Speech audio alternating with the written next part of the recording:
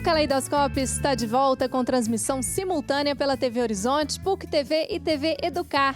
No programa de hoje, a discussão é sobre tradição familiar. Mas antes de voltar ao bate-papo, eu queria mandar um abraço para o pessoal de Campina Grande, na Paraíba. Obrigada por estarem ligados aqui com a gente, viu? E tem muita promoção legal. Que tal ganhar um par de convites para o cinema? Entre no site da TV Horizonte e faça o seu cadastro para participar. Toda segunda-feira tem um ganhador. Quer ganhar uma pizza grande com refri 2 litros? Então vá lá nas nossas redes sociais, participe e concorra. Toda sexta-feira sai um ganhador. Mas se sua fome não aguentar até o final da semana, ligue e peça a sua bitela. Tá aí pra você o telefone da bitela. Viu só? Aqui além do bate-papo você pode ganhar brindes, então aproveite, participe, não dê bobeira não. Vamos então voltar aqui ao nosso bate-papo sobre tradição familiar. No bloco anterior o Júlio acabou não podendo conversar comigo, não deu tempo, né, Júlio? Mas agora a gente tem um tempo para a gente bater um papo. Como é que os pais, já que a gente trabalhou aqui essa questão principalmente da família, como é que os pais podem avaliar até que ponto não estão invadindo um pouco o espaço dos filhos, né, para respeitar algumas escolhas, ou como eles podem ajudar a influenciar de forma tão natural como isso aconteceu aqui no caso deles? Bom, em alguns casos, essa influência, né, de quem é o defensor da tradição, quem é aquele conjunto de pessoas que transmite a tradição, essa influência ela se dilui ao longo da vida, ao longo, né, do período que as pessoas convivem. A gente, na verdade, não cria os filhos para depois viver junto com eles, né? A gente vai vivendo junto com eles desde que eles nasceram e a gente vive, eles vivem também. Então, esse período aí, né, é uma diluição exatamente dessas influências que fazem com que os sujeitos, né, os novos sujeitos se apropriem desses elementos da tradição, né? Então, quando as tradições são transmitidas assim, por exemplo, no caso que a gente tem músicos, né, é exatamente o caso, né?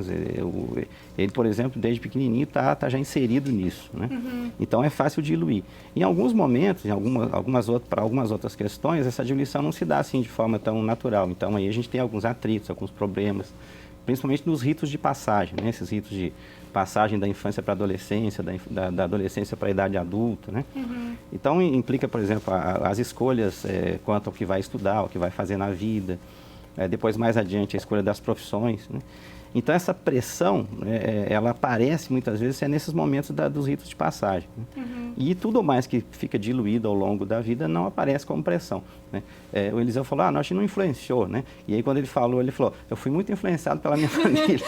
Na então, mesma família, essa aparente contradição, ela é natural, quer dizer, quem influencia naturalmente, né? E quem é influenciado percebe, né, que tem essa influência, tem isso disponível, né? Agora, não necessariamente essa influência redunda em uma necessária, né, adoção dos elementos da tradição. Muitas pessoas fogem à tradição, muitas pessoas não seguem, né, as tradições, pelo menos essas mais de fundo, essas que fazem o sentido da vida das pessoas, etc. Né? Legal. E aí, como é que os filhos eles podem fazer para lidar melhor com algum tipo de pressão? Porque em algumas famílias isso não acontece de forma tão natural, né? Essa pressão, ela acontece. O que os filhos podem fazer para tentar minimizar, principalmente os adolescentes, que é uma fase assim complicada das escolhas? Os adolescentes têm muita dificuldade para afirmar, né, as suas posições diante de um conjunto de referências que é muito intenso, é muito forte, né? Quer dizer, é quase que impossível você não considerar que isso existe e é forte e está influenciando a sua vida. De toda forma, eles têm esse direito de optar, de escolher, né? Então, me parece que o diálogo, a discussão, a conversa, em certos momentos, ela é bastante importante nesse sentido, né? Para esclarecer, para ver até mesmo se as questões que estão sendo colocadas, elas servem para o novo sujeito, né? A gente faz escolhas a partir daquilo que nos parece melhor, nos parece possível, né? Mais familiar até, né?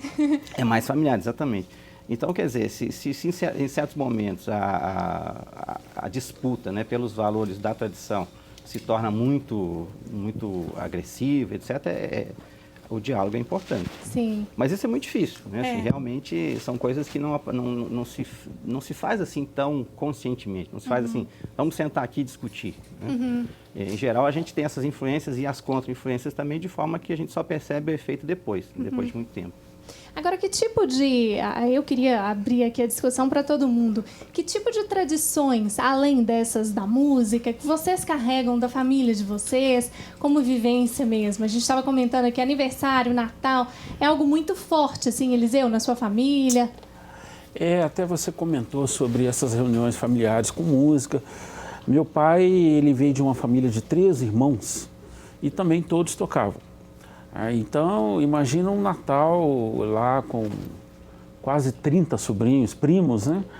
E a gente realmente fazia muitos saraus. Deve ser um show o Natal. Era a época de serenata. Nessa época ainda se fazia serenatas, né? A gente saía pelas madrugadas fazendo. Era muito divertido, né? Muito alegre. É uma pena isso, né? Nessa época você fazia, porque essa tradição, ainda aqui na cidade grande, a gente não tem tanto, né? Ô Juraci, tem algumas tradições que estão em alta e outras não? Podemos dizer isso? O que a gente tem aqui na cidade cosmopolita, o individualismo passa a predominar. Esse individualismo quer dizer uma prática negativa, né? Individualismo, o sujeito tem identidade própria e não se vincula a nenhuma instituição, então isso cada vez aumenta. As tradições que mais persistem são aquelas vinculadas a crenças religiosas. E daí deriva várias outras formas de comportamento coletivo que a gente tem aí registro, né, diversos. Mas as tradições que estão vinculadas à sociedade de consumo, ela não só ela persiste mais, como ela se reinventa para se adaptar a cada época. Agora mesmo nós estamos vivendo, buscando muito inspiração nos Estados Unidos, né? A sexta-feira que comemorava a compra da Black Friday, né? Já está aqui o Dia das Bruxas, né? E vai se vinculando a determinados grupos econômicos para vender produtos. Aí a tradição ela passa a ter um papel fundamental no sentido de desenvolver comércio. Quem vai visitar um lugar vai porque tem uma prática que se considera tradicional, mas é inventada recente. Uhum. E aí as pessoas vendem produtos, quinquilharias, qualquer presente para poder atrair pessoas. E é muito comum isso hoje, né? A tradição ela não tem aquele caráter mais que foi no passado, né? Na sociedade medieval, né? Ela é mais vinculada ao que a gente chama de sociedade consumista. Aí que é o que... Esse é um lado negativo, mas temos um lado positivo. Considerar negativo, eu não vejo, porque as pessoas se realizam dessa forma. O problema é quando as pessoas perdem o vínculo de referência numa tradição. Aí eles se satisfazem com outras práticas, entre as quais o uso de drogas e práticas, né, não saudáveis, que a gente pode considerar não saudáveis. A tradição, ela disciplina e os acontecimentos normalmente culminam com a prática do ritual. Entende? Diante de um ritual, as pessoas se submetem ao ritual e vivenciam aquilo intensamente. Então, aí inibe qualquer outra possibilidade das pessoas irem além do que é permitido na tradição. Então, a festa familiar, as reuniões familiares, elas proporcionam maior segurança entre os indivíduos que participam. Então, é o lugar onde as pessoas se sentem mais seguras. Onde, por exemplo, comemorar essas festas tradicionais, consideradas tradicionais, fim de ano, Natal, tal, em lugares onde não tem esses vínculos familiares, provoca uma solidão nas pessoas. E aí é motivo para outras práticas que o psicólogo, aqui, o psicanalista tem mais, né, informação sobre isso. Ou seja... né, Júlio? Agora eu queria ouvir vocês, o João Paulo, primeiramente. Vamos apresentar o pessoal da banda, o pessoal de casa não conheceu todo. O João Paulo parece muito, inclusive, com alguém que está ali do lado dele, né? Porque são gêmeos. Os 3 são irmãos, não é isso? Sim. E aí apresenta a galera pra gente. Então, aqui na bateria é Elton, né? Elton Lima. Elton. Eu sou o JP, o João Paulo, como você disse. E a sua cópia? E a minha cópia é Cristiano Lima, aqui nas guitarras. Cristiano. Aqui, nessa questão familiar, nessas tradições, o que vocês lembram, além da música, na família de vocês, assim, que é muito forte, uma marca forte?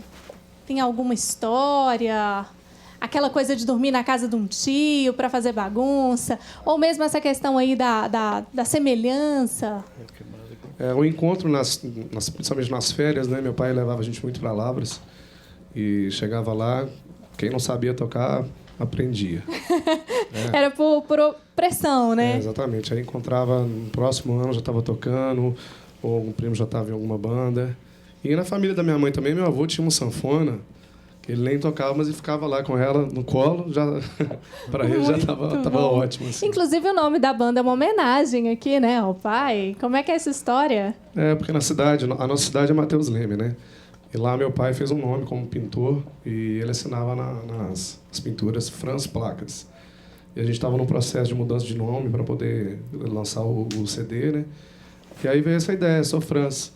E foi muito legal, porque a gente colocou na internet, não tinha nada. Hoje na internet, tudo que você pensa que é novo, na hora que você coloca já tem várias coisas e não tinha nada. Isso pra gente foi muito positivo, né? Muito legal, com originalidade aí, a marca do pai registrada, né? Isso, Vamos de música então? Vamos fazer. Vocês vão tocar agora pra gente?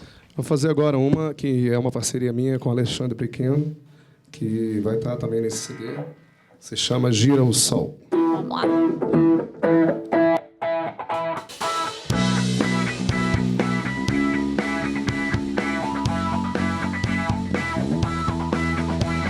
Gira, gira, gira o mundo. Gira, gira, gira o sol.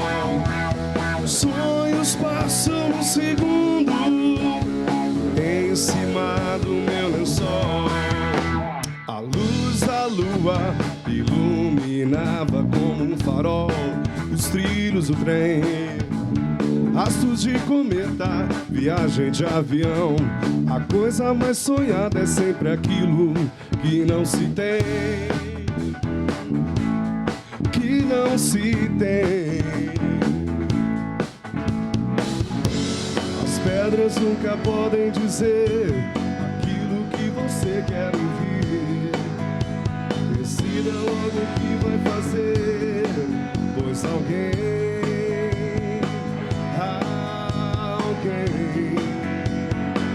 está esperando por você. Por você.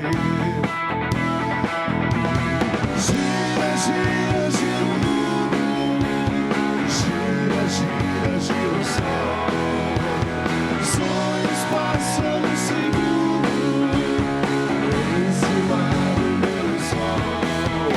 As nuvens encobriram a lua que brilhava. Só restam vagalumes na beira da estrada, que era mistério já.